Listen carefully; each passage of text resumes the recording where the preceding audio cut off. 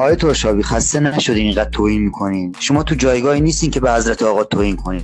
حضرت آقا یک قاتل هست، یک جنایتکار هست، یک مجرم هست، یک متجاوز هست. آقای ترشابی طرف مقابلت هم آدمای بی ادب و بی تربیت و بددهن هم هستن که بخوان جواب شما رو بدن. من هیچ چیزی خلاف واقعیت نسبت به خامنه‌ای نگفتم. خامنه‌ای رو گفتم قاتل هست، جنایتکار، دزد، اختلاسگره و این واقعیت هست.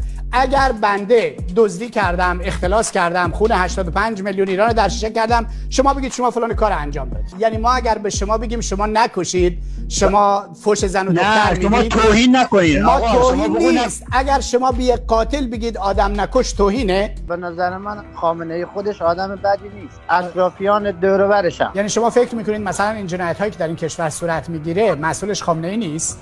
نه پس چرا ما میگیم یزید بد هست؟ خود یزید که امام حسین نکشت، شمر و عبیدالله ابن زیاد و اینها امام حسین کشتن. ما معتقدیم یزید بد هست چون در دوران حکومت ایشون کشته شدن. در چه خامنه‌ای از یزید و شمر و همه بدتره. تازه خامنه‌ای رئیس قوه قضاییه رو تعیین میکنه، رئیس قوه قضاییه دستور به تجاوز میده، دستور به قتل میده، دستور به اعدام میده. خامنه‌ای مستقیم درگیر همه این مسائل هست. شما الان مستقیم میگی که خود آقای خامنه‌ای میگه شما برو اعدام بکن، شما برو رأس جنایت، رأس فساد، رأس اختلاس خامنه‌ای